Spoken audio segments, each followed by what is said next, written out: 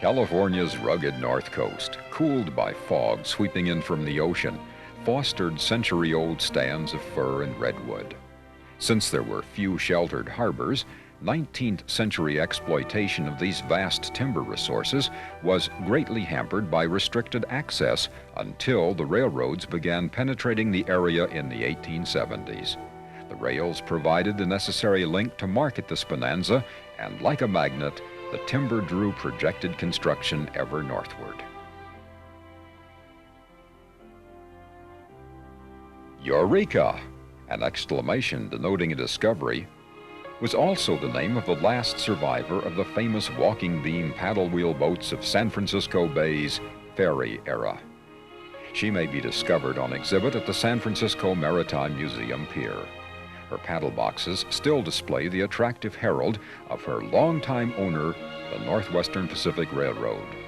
Its blue waters and distant hills frame the image of a mighty California redwood, an artistic portrait of the driving force behind the railroad's founding and expansion. This is the essence of our story, graphically woven from photos and films depicting the steam era on the NWP, which came to a close in the early 1950s.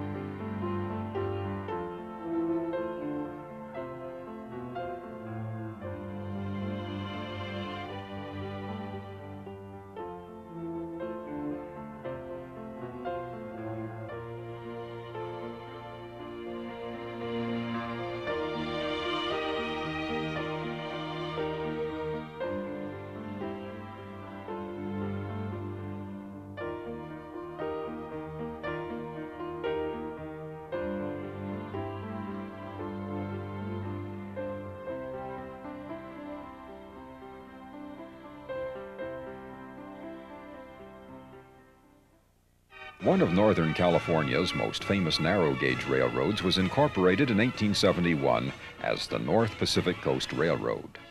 It was to run from Sausalito through San Anselmo, then over difficult terrain to Point Reyes and north along the coast. The original destination was altered, and the Russian River and its rich stands of timber became the railroad's goal. In 1875, the first train operated from Sausalito to Tamales, and 2 years later the Russian River was bridged to reach Duncan Mills.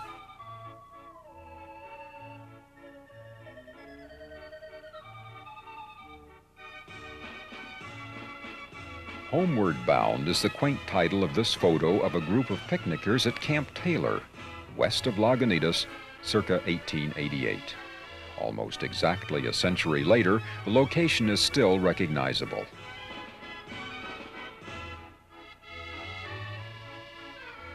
Point Reyes Station in the early 1900s.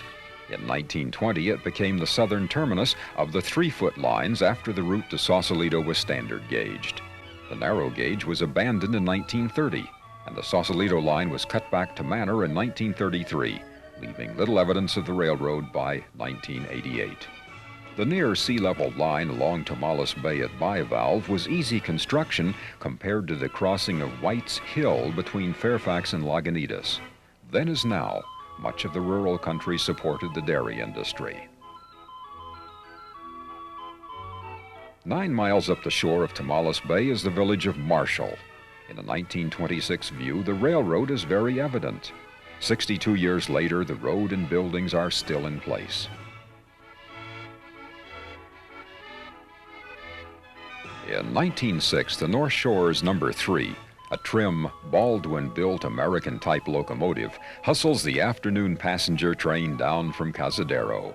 In 1988, the steel pilings are mute evidence of the bridge and the diminutive trains it carried over Keys Creek. Farther up the estuary, another southbound train follows the creek a few miles south of Tomales. Except for the absence of the railroad, the passage of the years has not significantly altered this bucolic scene.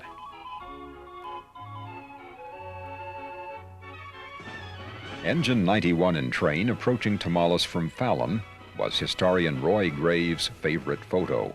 60 years later, Highway 1 is paved, but the fence and pole line reveal the location of the rails which were part of the scene for 55 years.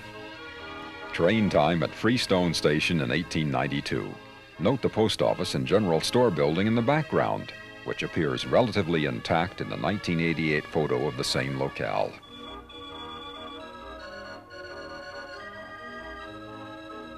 Occidental Station at the turn of the century.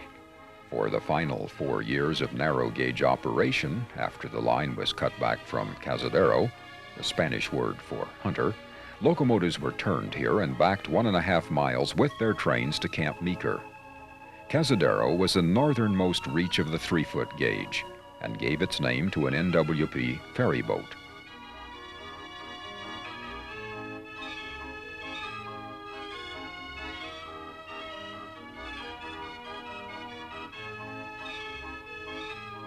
NPC's penetration of the Russian River's rich timber stands goaded rival Peter Donahue and his San Francisco and North Pacific Railroad to seek financial help from lumber interests to construct a branch along the Russian River to Guerneville from Fulton on the Petaluma to Cloverdale main line. This difficult project was completed in 1877. A passenger train rumbles across the first crossing of the Russian River at Hacienda. The 200-foot pin-connected span was installed in 1914, and after abandonment of the branch, it was rebuilt for vehicular use. Farther along the river, another train rambles along the picturesque riverbank near Rio Nido only a few months before the end of service. As commonly occurred once the rails were gone, they were soon replaced by asphalt. Guerneville Station and downtown show its transition from a logging community to an increasingly popular resort area, more often reached by automobile than by train.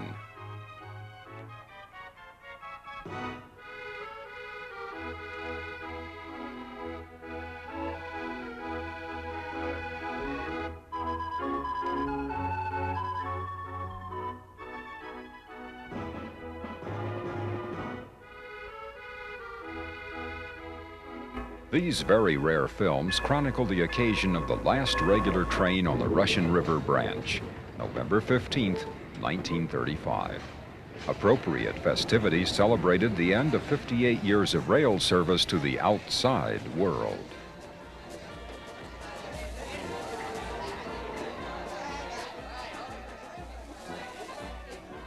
This train in the 1920s is bound for Duncan Mills near Monterrey, one corner of the famous Triangle Trip, up the coast on the narrow gauge, then by broad gauge along the Russian River and back to Sausalito on the main line from Fulton. In 1907, the newly formed Northwestern Pacific Railroad was forced to repair considerable flood damage along the Russian River in the Bohemia area, and they decided to extend the standard gauge Guerneville branch to Duncan Mills, which was accomplished in 1909.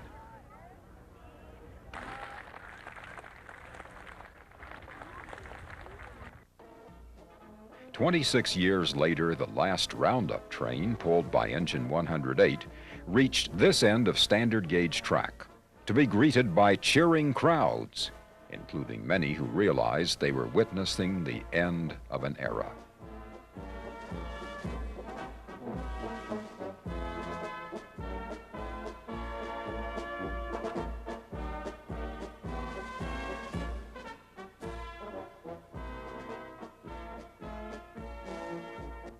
This local enactment of an increasingly common scene in America's depressed 1930s verified that the zenith of our railroad's history had been reached and passed, to fade away forever, just as this last view of a small town from its last train. Long after its reason for existence was gone, Duncan Mills Station remained a relic of the past, shown in this 1960 photo.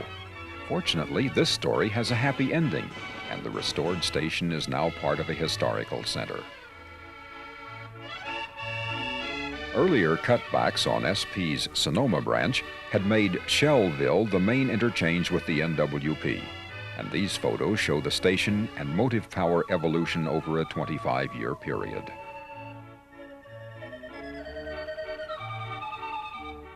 Sonoma was another destination of vacationing Bay Area residents, and its station bustles with activity at train time in the early 1900s.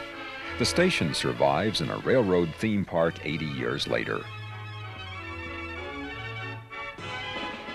A year and a half before the branch was truncated at Glen Ellen, 10-wheeler 112 poses for her portrait. She is the last survivor, preserved in a museum. Bill Silverthorne, well-known veteran NWP engineer, at the throttle of engine number 23. She was also an NWP veteran. A 1908 product of American, the 440 was rostered by the railroad until March of 1949. Mr. Silverthorne's tenure began in 1911, and he was soon firing. After 36 years in the right-hand side of the cab, Bill retired in November 1955. On this rainy February 23rd of 1941, engine number 109 shares the honors with 23 at Sausalito, as they make up a train for an excursion through San Anselmo, San Rafael, and Ignacio, thence over the soon-to-be-abandoned branch to Sonoma. Since no turning facilities existed there, the locomotives were run around the train and towed it backwards to Shellville, where it's shown being turned on the Y for the return trip to Sausalito.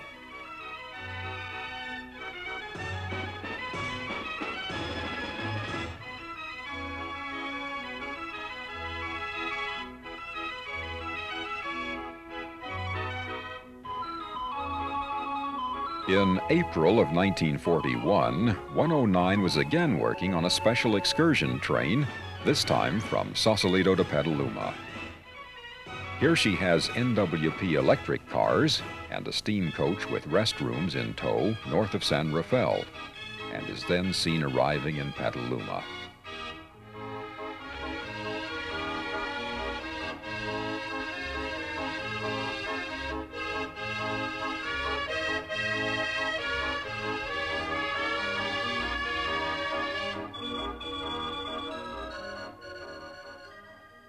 Facilities for interchange of freight and passengers between rail and water transportation were vital links in early North Bay Railroad development. Here, North Pacific Coast Railroad's Sausalito Terminal is shown in this 1890s view.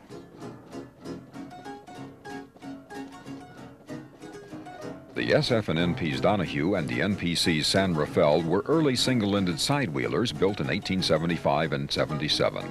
November 30th, 1901, the San Rafael was sunk in a collision off Alcatraz, a catastrophe immortalized in Jack London's Seawolf.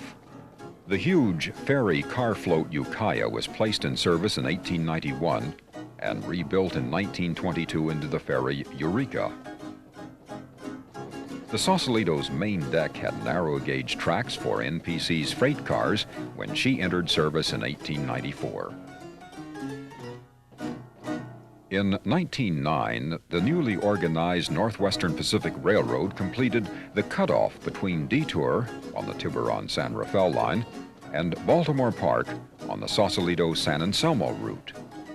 It was used to divert mainline passenger trains from Tiburon and made Sausalito the terminus for all passenger service, as shown in these shots from the 1930s.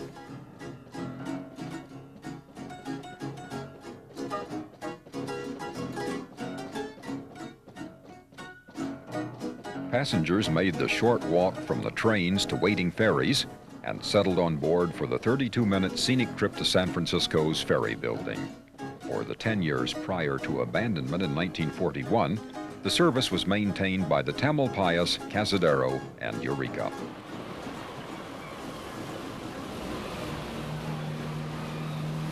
These scenes of the Eureka in a typical morning departure from the Sausalito slip capture the beauty of the receding Marin shoreline and the vistas from the ferry's deck.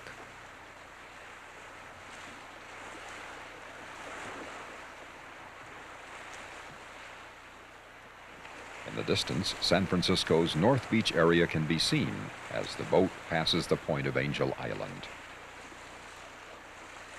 The northbound Eureka clearly shows her stubby stack and massive size. Her 277-foot hull and capacity of 3,330 passengers and 100 automobiles made her one of the largest on the bay, likely the largest of her type in the world. When her trips to Sausalito ended in 1941, Southern Pacific employed her in Trans-Bay service until she was disabled by a broken crankshaft pin in 1957.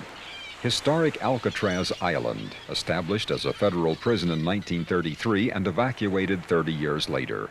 How often passengers on passing boats and the inmates in the prison must have speculated on each other's different circumstances. The venerable Cazadero sails past Telegraph Hill on her way to the ferry building in this 1933 scene, while a river freighter breasts the tide as she passes to port.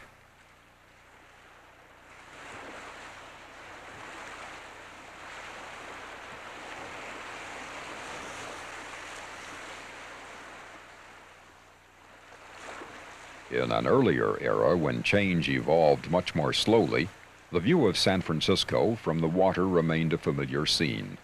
Coit Tower, major downtown buildings, and the then busy waterfront presented this vista just a year before the end of ferry service to Marin.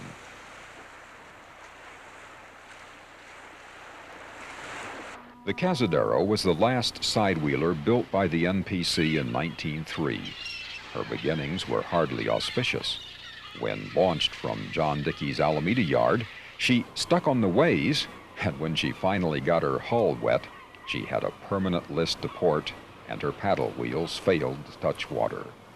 The problem was solved with concrete ballasting, and she performed faithfully for 38 years thereafter.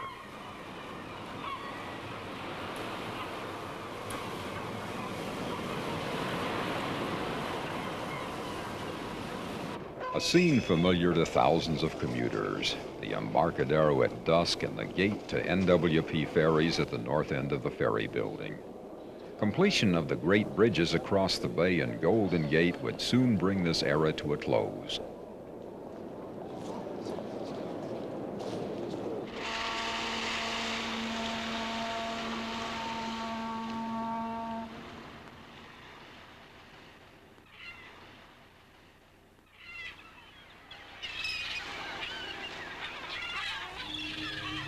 Starting a walking beam engine was not automatic, but required manpower.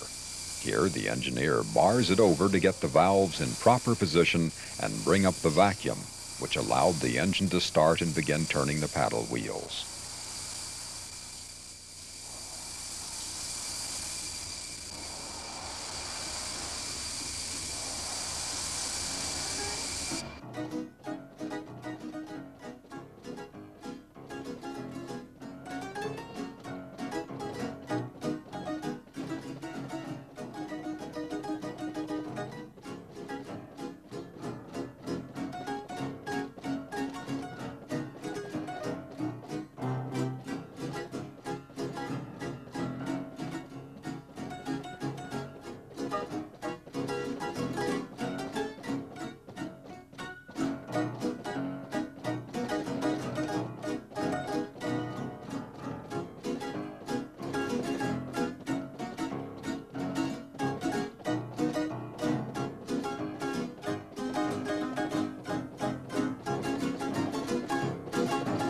Free cellular phone equipment was provided to passengers by these onboard directories for numbers which could be called from phones when shore was reached.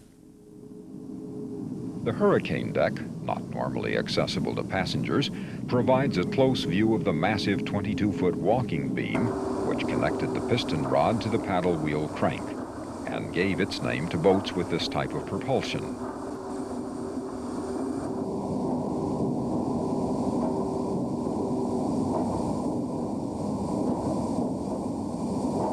Following the connecting rod from the walking beam down into the bowels of the engine room, we see the massive crank moving through its 12-foot arc and the pairs of exhaust and intake valves all working in a ponderous symphony of steam-powered transmission.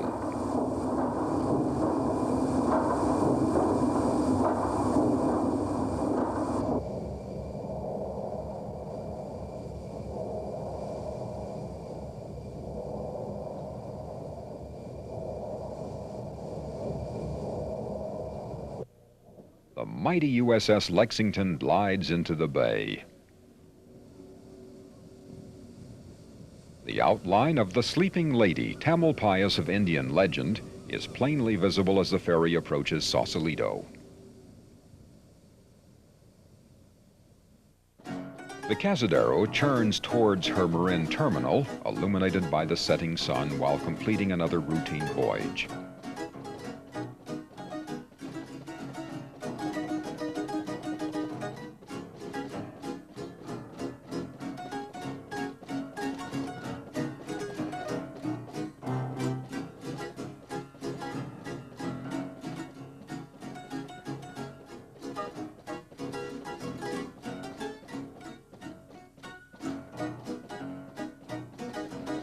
As she enters the slip, she passes the Eureka, laying over for another trip.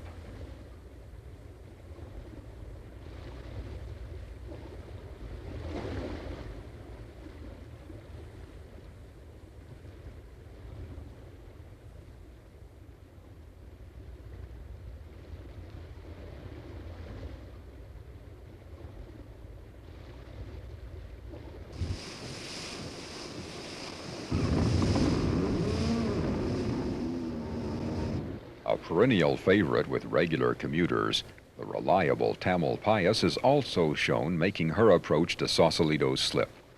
She entered service in 1901, and after some early alterations, including the first conversion of a bay ferry to burning oil, she provided 40 years of faithful service.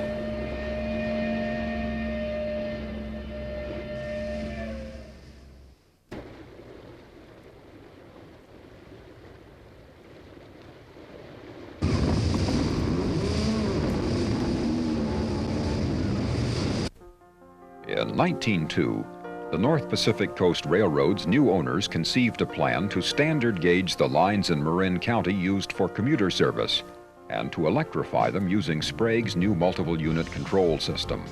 This revolutionary scheme, utilizing 600 volts direct current, was distributed to the cars by a third rail.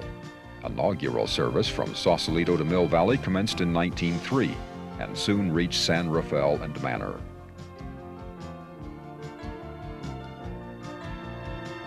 Sausalito, which became the main transfer point between trains and ferry boats connecting Marin County to San Francisco, reflects the deterioration caused by increasing diversion of passengers to the Golden Gate Bridge by 1939. Tower number 1 at the terminal throat was the first of 5 on the suburban lines. The maintenance facility for both electric and steam cars was located at Pine, only 1.2 miles north of Sausalito. These unusual shots, looking south and then north, show the complex only a few years before it was abandoned and razed to make way for wartime shipyards.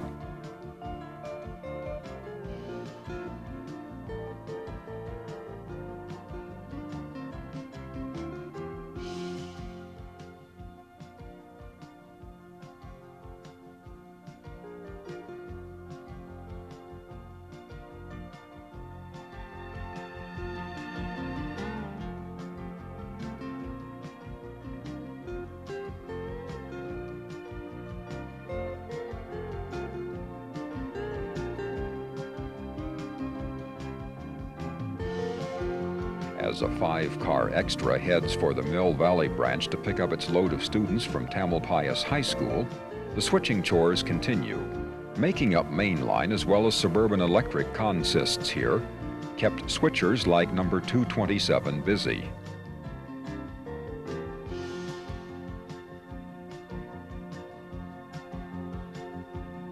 Ubiquitous baggage motor 370 has moved to its train. No need to call a motorman for the electrics, which 227 handles the same as non-powered steam cars.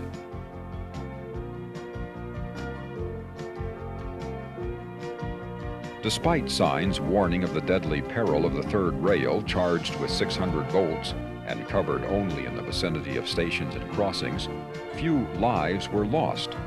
However, many animals undoubtedly met their fate when they brushed against the third rail.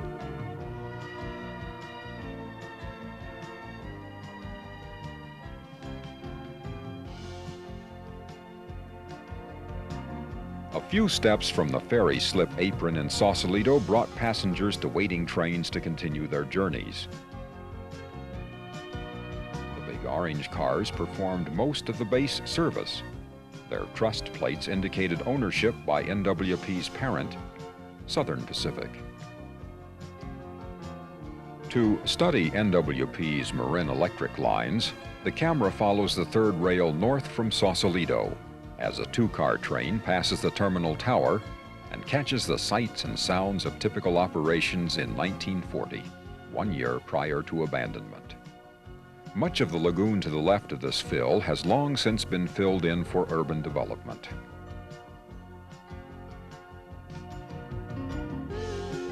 A southbound train near Manzanita, with Mount Tamalpais looming in the background.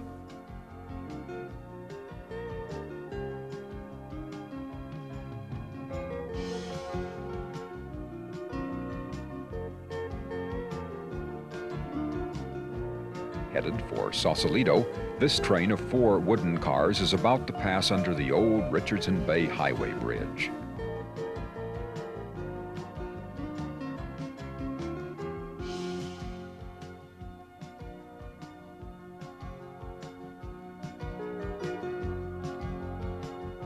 South and northbound trains at Almonte, originally known simply as Mill Valley Junction.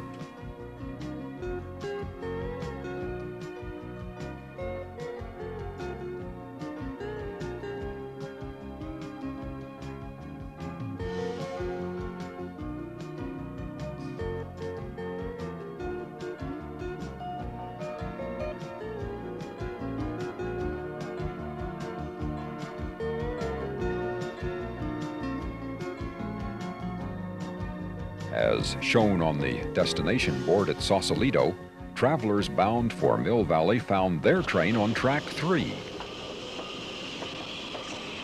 It would slow as it approached Almonte, then cross over to the southbound main and enter the single-track branch. In the days before widespread school busing, many school children traveled by trains such as this extra approaching Tamalpais High School. The 1.7-mile single track to Mill Valley was laid to 3-foot gauge in 1889. In 1903, a third running rail had been added for standard gauge and a 4th rail for electrical distribution, and the first service from Sausalito with electrics was inaugurated. In 1909, the narrow gauge rail on the branch was removed. Past the high school stop came Locust and Park Avenue stations, and then the end of the branch at Mill Valley, known during an earlier period as Eastland.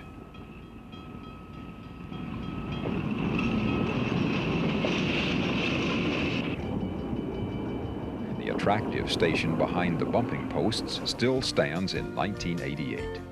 This was the place where eager excursionists transferred to the Mount Tamalpais and Muir Woods Railway to be pushed by geared engines up one of the West's most scenic railways. It was a popular attraction until it succumbed in 1930, victim of competition from buses and swarms of automobiles brought by new highways and auto ferries. These scenes were taken from a wooden electric car approaching Mill Valley along Miller Avenue in the 1920s.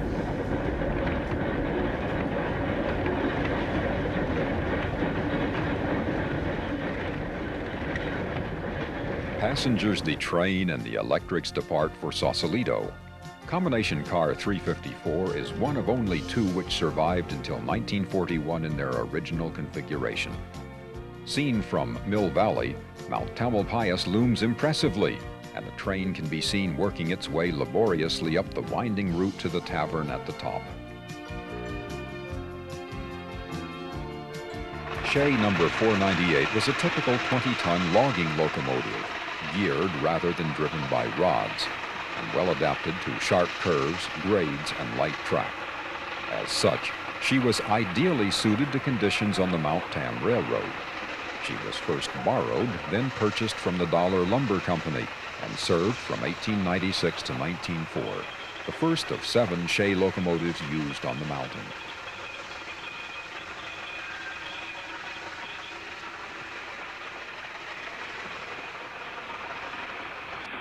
The 8.5 miles from Mill Valley to the summit gain 2,300 feet on an average 5% gradient with a maximum of 7%. This required 281 curves, equaling 42 complete circles, and included the double bow knot with 5 parallel levels of track. This engineering marvel, with its panoramic views, was completed in just 6 months at a cost of $55,000, and was first envisioned as an electric line extending to Bolinas.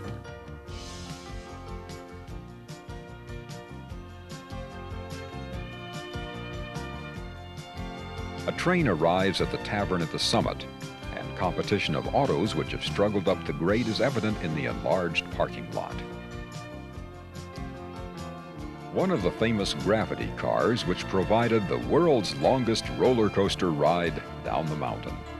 The railroad owned 32 of these four-wheeled cars which held 30 passengers each. When a number of cars had accumulated at the lower ends of the line, they were pulled back up the hill by a locomotive. The gravity man controlled the little cars with a large mechanical brake and judged its 10 to 12 mile per hour speed by timing the clicks of the rail joints. Returning to Mill Valley and the 3-rail trackage shared with the narrow gauge North Pacific coast.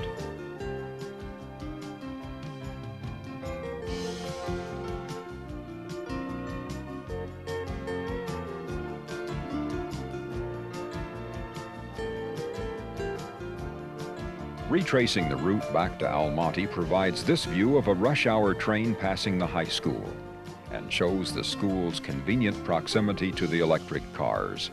The branch, which had its first through electrified Sausalito service, also was the first to lose it on October 1st, 1940, a victim of declining patronage.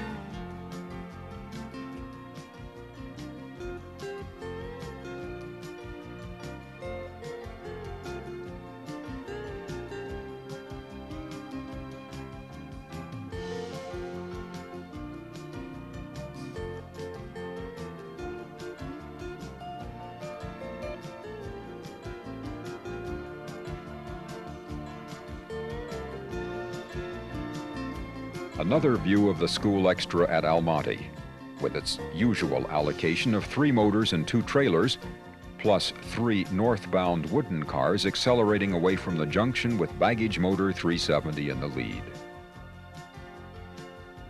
Train number 3, the overnight run from Eureka, hustles toward Sausalito. Its typical consist includes baggage cars, which commonly carried fresh fish and seafood packed in iced cases and shipped each night to Bay Area restaurants and markets. From San Rafael south through Detour and the cutoff through Baltimore Park to the ferry slips, steam and electric trains shared trackage.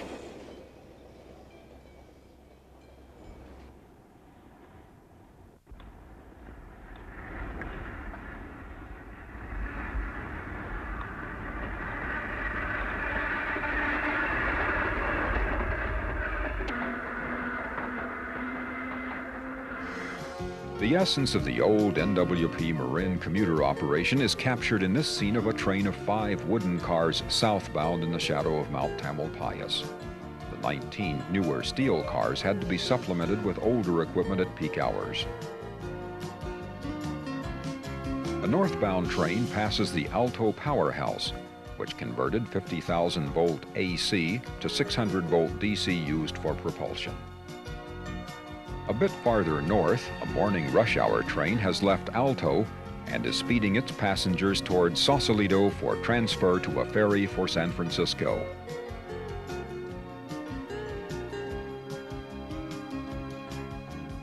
Subsequently, a northbound train of wooden cars passes the station in Alto, barely more than a glorified shelter.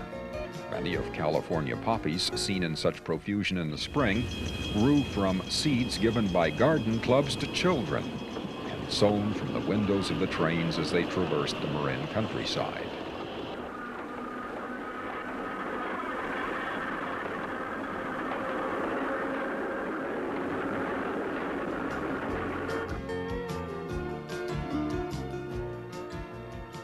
A southbound train exits Alto Tunnel, while a classic Style B semaphore holds a waiting northbound train. In 1902, the NPC was sold to the North Shore Railroad, whose primary goal was to electrify and standard gauge Marin's suburban lines.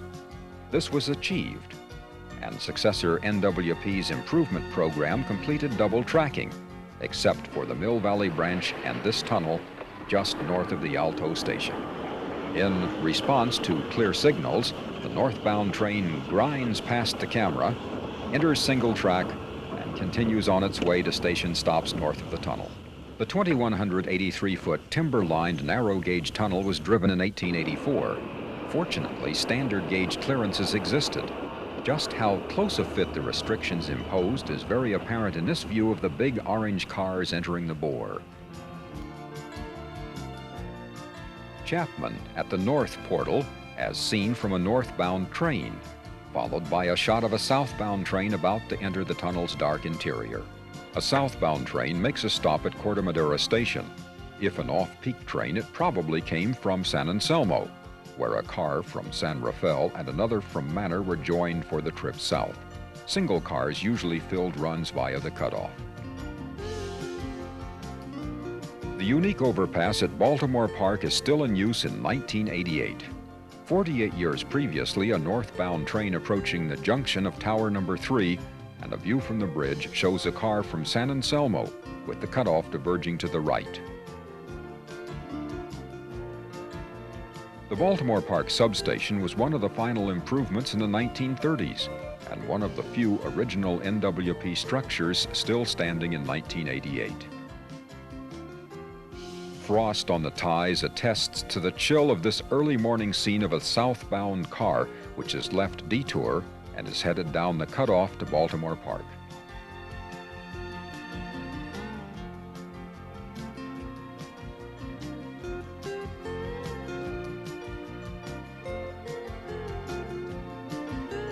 A southbound car negotiates the Green Bray Trestle across Corte Madera Creek. This structure was completely rebuilt and double-tracked in a 1924 improvement program. Since the creek was considered navigable, the channel was bridged with a 52-foot steel bascule span to permit the passage of boats.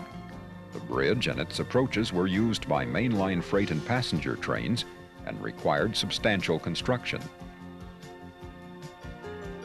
North of the trestle was the Green Bray Station, close to San Quentin Prison, and for many years the delivery point for manacled prisoners and their guards to a waiting Black Maria. Tunnel number 3, the 1/5 mile Green Bray bore, was double-tracked and concrete-lined in NWP's improvement program.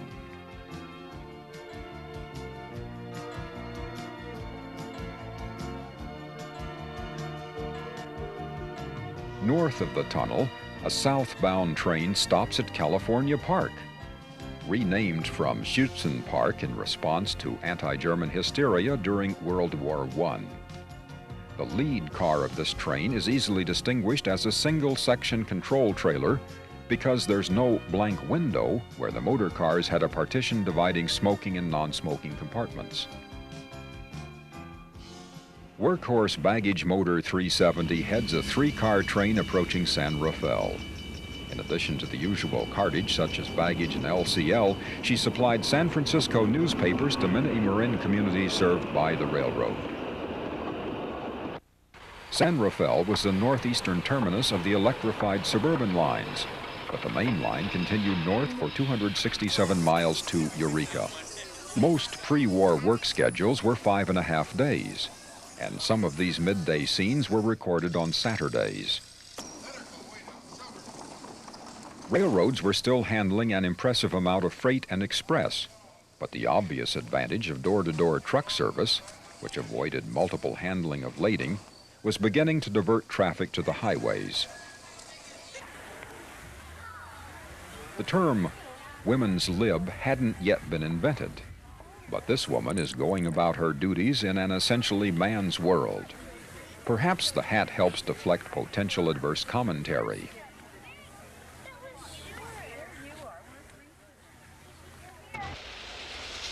Ten-wheeler 109 hustles a work train through Baltimore Park.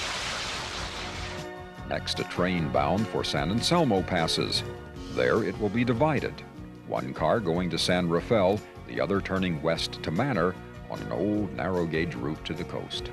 Another facet of the program to improve facilities for commuters on the electric lines was replacement of many old wooden station buildings with more modern stucco structures. This is one of the mission-style stations at Larkspur.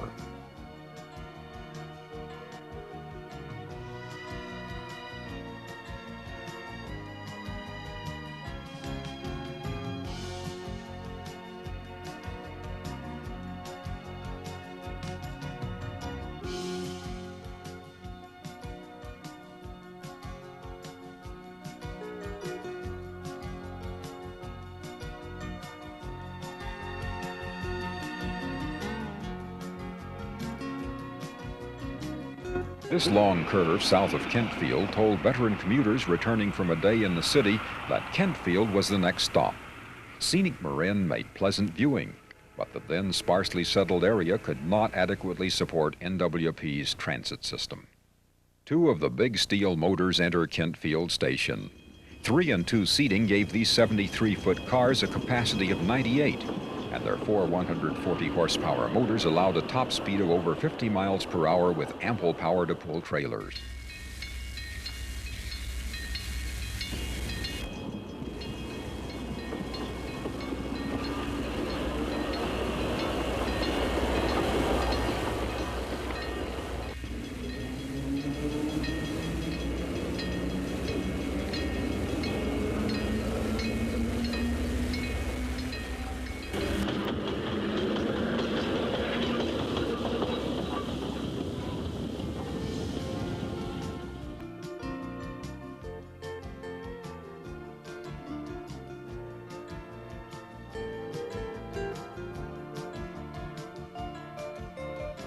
The station at Ross became well known for its elaborate landscaping, seen in this and following views.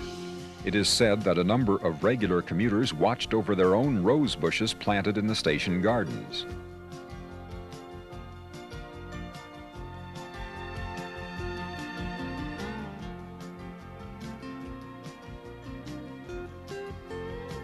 The faded orange sides of these cars leaving the station became a common sight in later years, since most of the big cars, which were delivered from St. Louis in 1929, did not receive new paint during their 12-year Depression-era service on the NWP.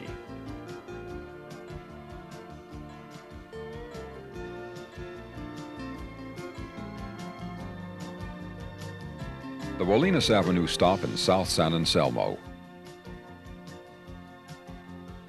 Continued use of old wooden cars with steel cars was unusual.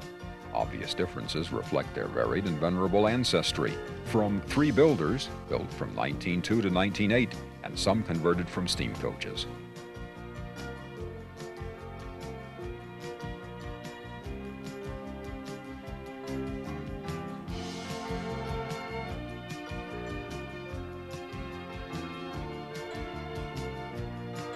San Anselmo's importance as a junction dates back to its narrow-gauge beginnings. Its compact facilities included Tower Number 4 and a substation, visible in the background in the center of the Y. Northbound trains diverged either to San Rafael to the east or Manor to the west.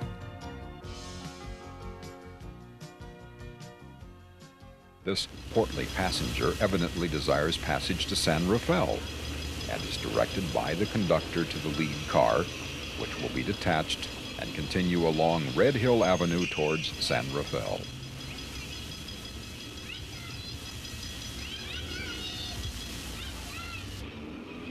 Automatic couplers allow a quick separation and the head car departs. A view of the right-of-way leaving San Anselmo and approaching B Street, the last stop before San Rafael's main station.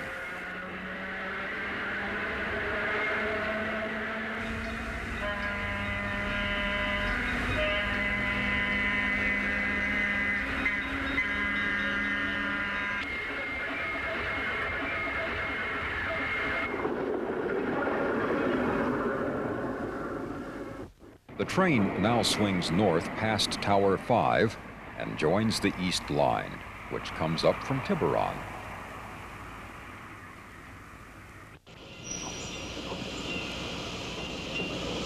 San Rafael Station is a substantial mission-style structure which also served mainline trains to Eureka. This attractive facility did not provide shelter for passengers in rainy weather.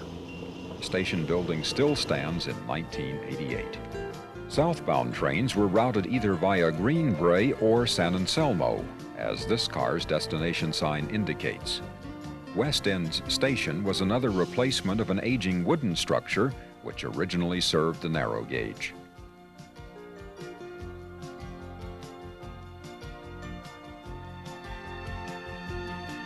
A train of wooden cars passes Highland on the outskirts of San Anselmo and rounds the curve on the east leg of the San Anselmo Y to enter the station.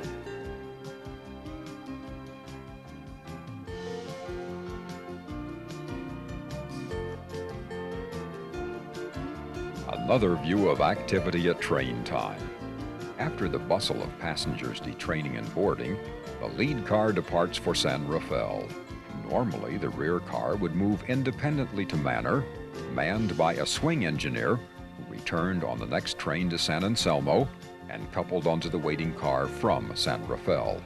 He then detrained, and the two-car train left for Sausalito, while he awaited the next run to Manor. As the last car clears the substation in the background, weed-grown track across the top of the Y is evident.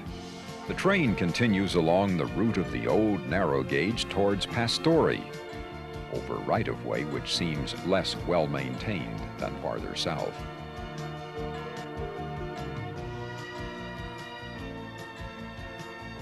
The Manor line also was served by both wood and steel equipment.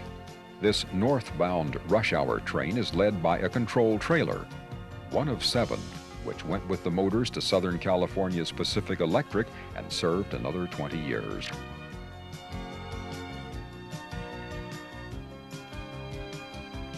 This southbound car has departed Fairfax, where the camera catches a northbound car arriving in the afternoon sun.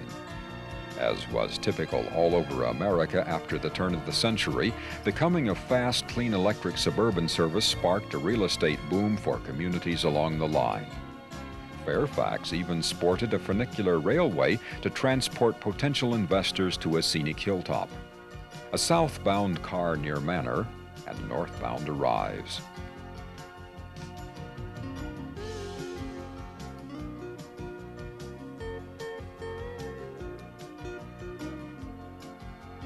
The end of the line, literally and figuratively, as the properly uniformed conductor changes the destination sign for the return trip. In just a few months, the entire commute train ferry service would become a memory, a victim of our obsession with the automobile and modern highways.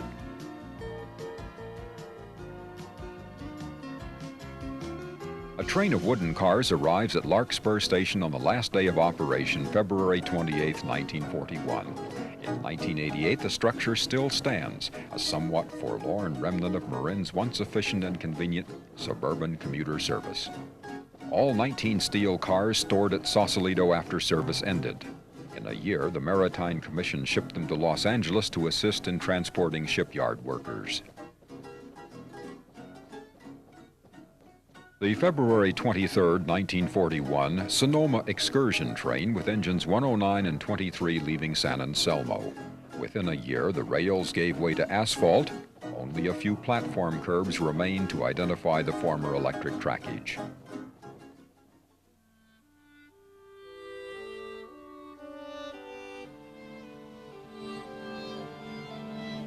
The story of the NWP is unusual in that it involves narrow and standard gauges, ferries, and electrified lines, but very usual in the evolution of its motive power, routes, and service.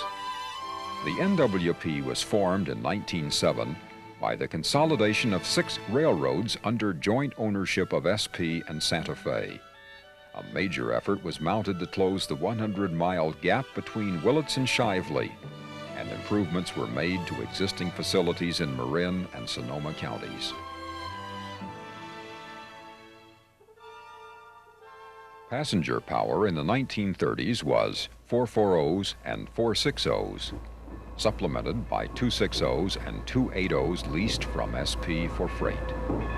Aside from 3 tank engines, NWP never owned a steam locomotive with a trailing truck.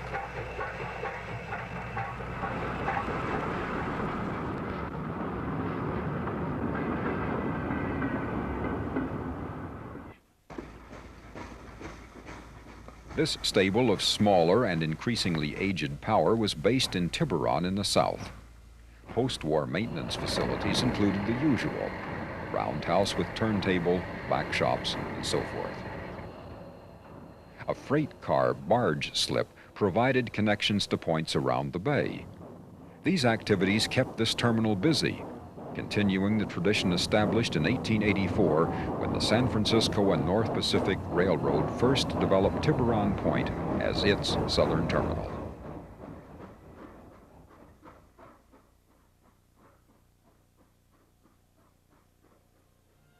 After November 23, 1941, Eureka trains terminated at San Rafael and were deadheaded to Tiburon for storage and service.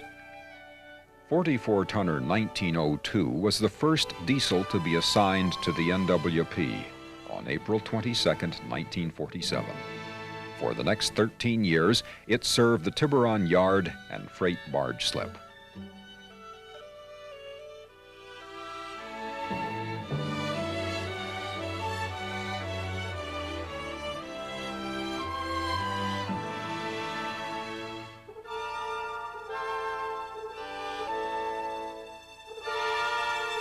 A view of the Tiburon waterfront in the early 1950s shows historic 10-wheeler 112, held for preservation and later transferred to the California State Railroad Museum. NWP's predecessors constructed ferries Lagunitas, Ukiah, and Sausalito with tracks to carry freight cars. But using barges proved more flexible, and this service lasted until September 25, 1967.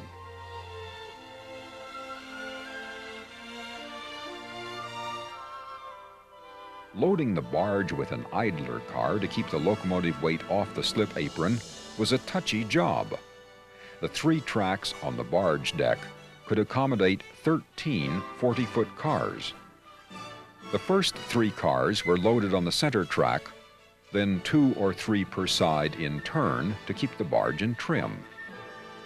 Santa Fe's 2 former U.S. Army ocean-going tugs were the largest on the bay. The John R. Hayden shepherds her charge out of the slip. With partner tug Paul P. Hastings, she was converted from steam to diesel in the mid-60s. At one time, 35,000 cars were still being barged annually between Point Richmond, Oakland, Alameda, 2 San Francisco slips, and Tiburon. The line from Tiburon seen from a northbound train.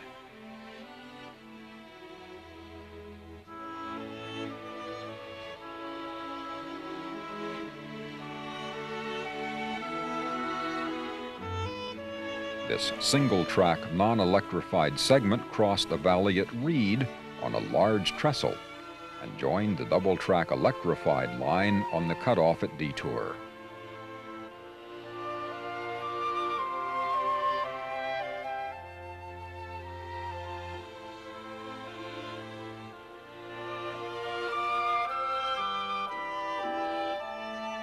A 1941 excursion train crosses the trestle at Reed southbound. By 1988, there's virtually no trace of the railroad remaining, and the valuable land is completely given over to residential development. This January 1940 schedule shows day trains 1 and 2 and the overnight Eureka Express numbers 3 and 4. However, time was running out, and number 1 and number 2 were discontinued May 11th of 1942. The Express was replaced on June 2nd, 1956 by the Redwood, a tri-weekly day train. That same year, number 3 is seen south of the Alto Tunnel on the west side trackage shared with electrics. In less than 10 minutes, her dwindling number of passengers will be transferring to a ferry at Sausalito.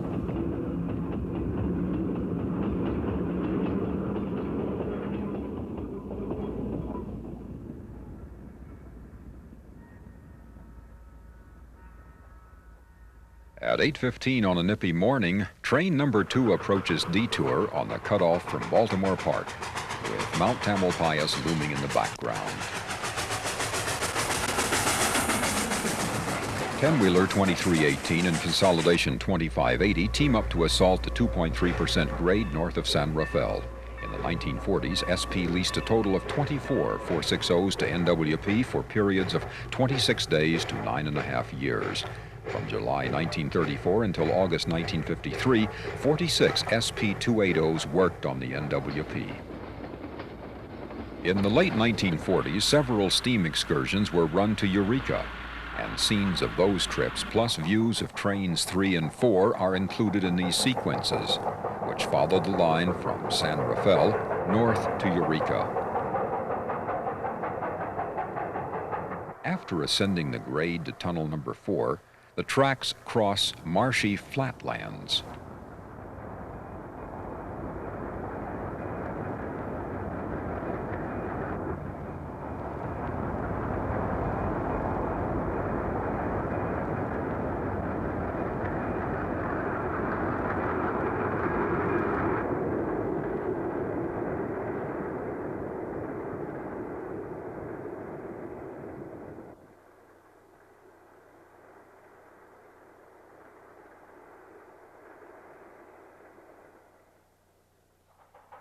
Creating a memorable scene in the cold early morning light, the train roars by Ignacio Station, still intact in 1988.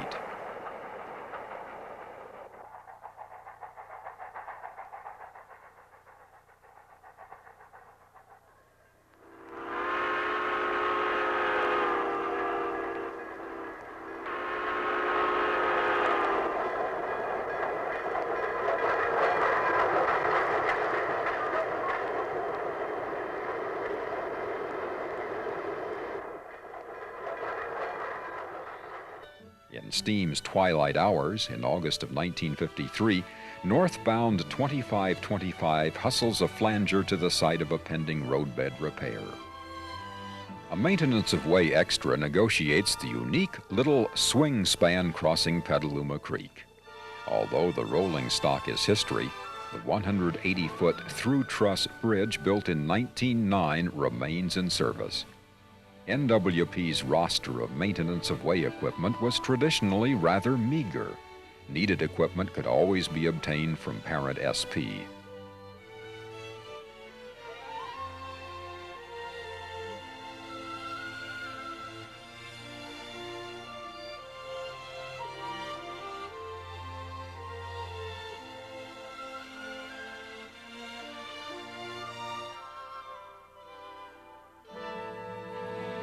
In the late 1860s, Petaluma was a scene of feverish railway building, with construction pushing north to Santa Rosa and south 8 miles to a landing on navigable Petaluma Creek. The original wood station was replaced by this mission-style structure with street loading of passengers. By 1872, accompanied by much corporate intrigue, the railroad reached Cloverdale.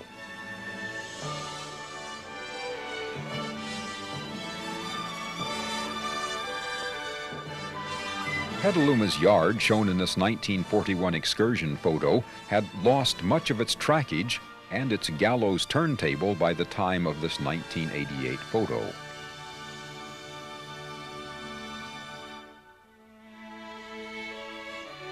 Santa Rosa's substantial stone station hosts American Type number 21 with a southbound train about 1910, when train times were significant events. This structure has been incorporated into a restored historic area of Old Santa Rosa. Cloverdale in the early 1900s, a graphic example of our railroad's significance in the social fabric of our lives. Meeting the train was an important activity for small-town residents. Part of the station remains in this forlorn 1988 view. Northern California's topography changes to more rugged hills and canyons as the line threads north from Cloverdale. Tunnel number 5, a timbered bore 1/2 mile north, is unusual in that it passes under a cemetery, which required avoiding an open cut. More difficult construction, plus an adverse financial climate, and the death of pioneer builder Peter Donahue, delayed completion of the 28.5 miles from Cloverdale to Ukiah until sale of the railroad in 1889. The reorganized company was known as the San Francisco and North Pacific Railroad.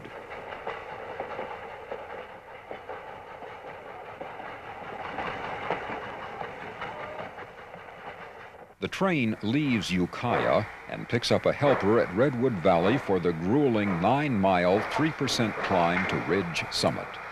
Ascending this grade from the south, or on the northern side from Willits, made this segment a regular helper district.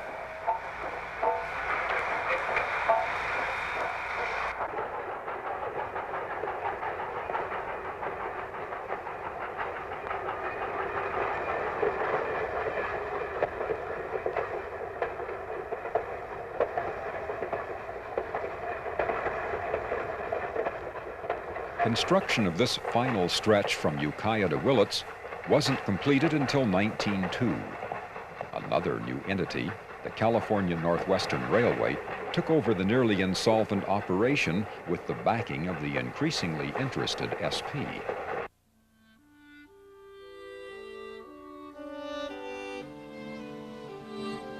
Helpers are taken off the train at Willits, named in 1874 after an early settler.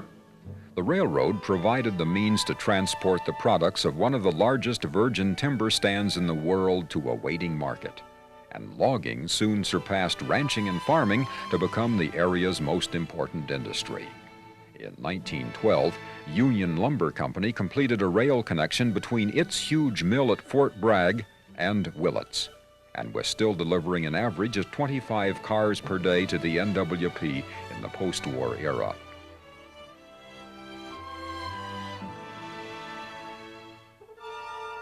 To service the mills and logging branches, NWP purchased this 100-ton, 3-truck geared engine, its only Shay locomotive.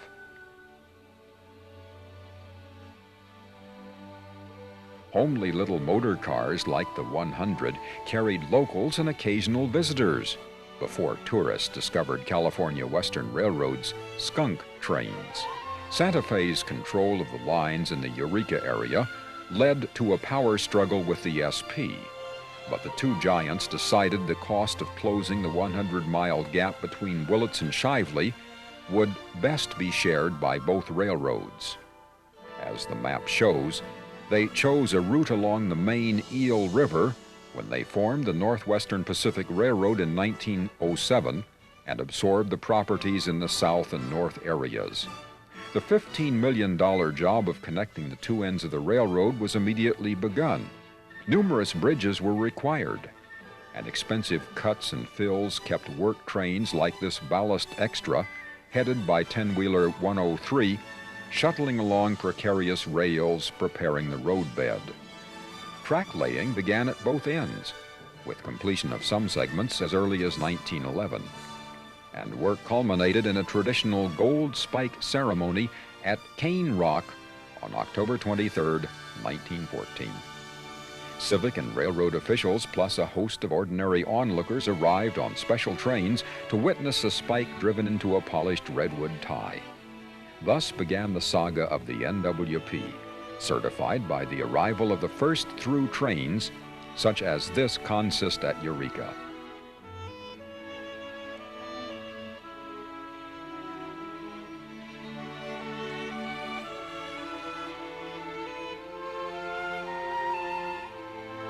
North of Willits, the rugged Eel River country threw its barriers across the path into the Eel River Canyon and forced the engineers to drive 5 tunnels in the first 27 miles to Dos Rios.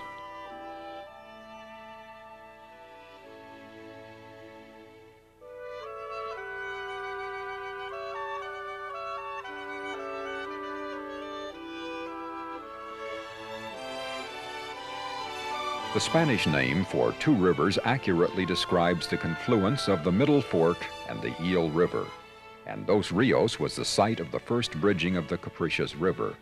Both rail and highway bridges have been victims of its rampaging floodwaters.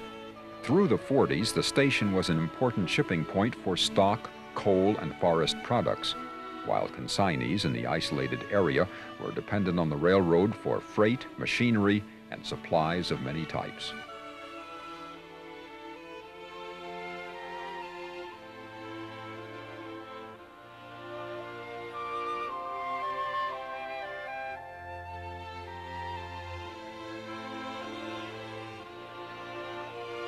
Frank L. Kane was a pioneer homesteader whose 160 acres included the huge rock which now bears his name, and for whom NWP's station stop was named. Views from the train provide dramatic evidence of the gargantuan task faced by the builders in pushing the rails through the scenic but difficult terrain, much of which is inaccessible except by rail. No less than 12 major bridges and trestles and 22 tunnels were required to transit the 71 miles between Dos Rios and South Fork.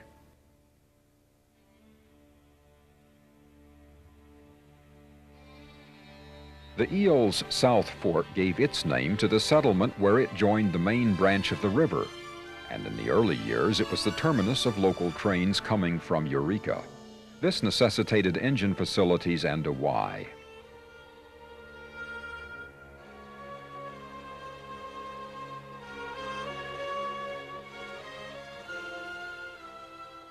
In the early 1880s, an obstinate and greedy landowner of a site desired by Pacific Lumber for a mill complex caused the construction of a rail connection on the opposite side of the Eel River along geologically very unstable bluffs. The Scotia Bluffs were traversed by a series of trestles. In a scene epitomizing the era of steam passenger trains, the brakeman from day train number 1 holding the main lines the iron for a meet with overnight number 4, running late for the advertised 7:30 arrival at Eureka. Trim 10-wheeler 184, the last of a trio of T-59 class locomotives delivered by Baldwin in 1922, were the newest on the roster, and she has the usual consist in tow: head-end cars for mail and express, and a solitary coach with a Pullman car carrying the markers.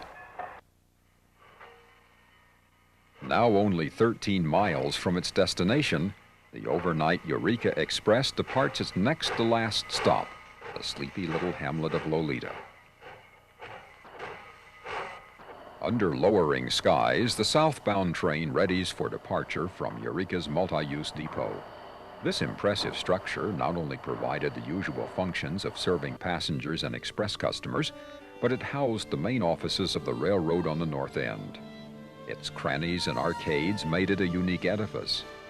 The history of railroading in the Eureka area dates to about 1875, when logging operators were becoming well established and needed a means of transporting the rich stands of redwoods to mills in the vicinity. It was this growing network of lines which were consolidated by Santa Fe in 1903 to form the San Francisco and Northwestern Railway Company. Retracing NWP's route southward along Humboldt Bay clearly depicts the low-lying tidal flats surrounding Northern California's finest natural harbor, which is a rich source of fish and shellfish. For many years, this local bounty from the sea was transported daily by the railroad to waiting markets in the Bay Area. Bucksport, originally an independent community, is now part of Eureka. The bay it fronts hosted marine commerce as early as the 1850s. Forest products were the principal cargoes up through World War II. William Carson, a pioneer lumber baron whose magnificent Victorian-era mansion has been preserved, reputedly used the turreted tower to observe his mill in the bay below, as well as the comings and goings of schooners carrying its products.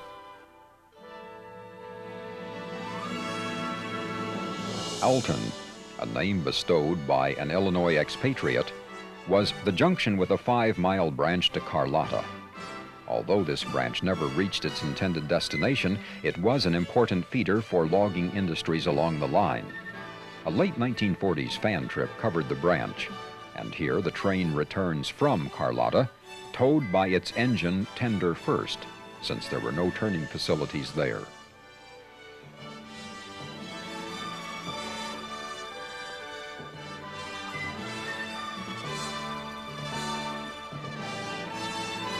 The Alton Station's design reflects Santa Fe's influence in the early years of railroading in the North Coast Redwood area.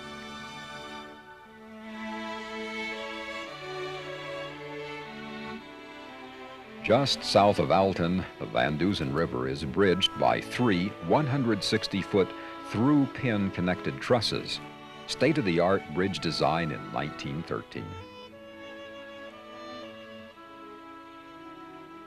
Scotia acquired its name from the many immigrant lumbermen who came from Nova Scotia to pursue their trade in the booming redwood industry in the late 19th century. The notorious bluffs, along which the railroad threaded, were a continual maintenance problem for the NWP. Since the unstable base precluded a solid fill construction, the roadbed had to be supported on trestles. These were always menaced by slides and required frequent realignment, and they imposed a strict speed limit on all trains.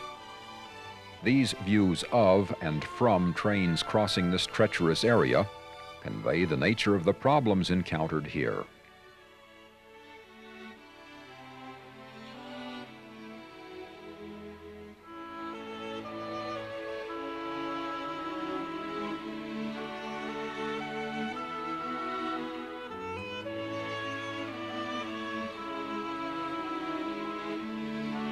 South Fork, viewed from a southbound train, provides evidence of its busy steam-era existence as freights marshal their consists while keeping clear of the main to allow passage of a passenger train with superior rights.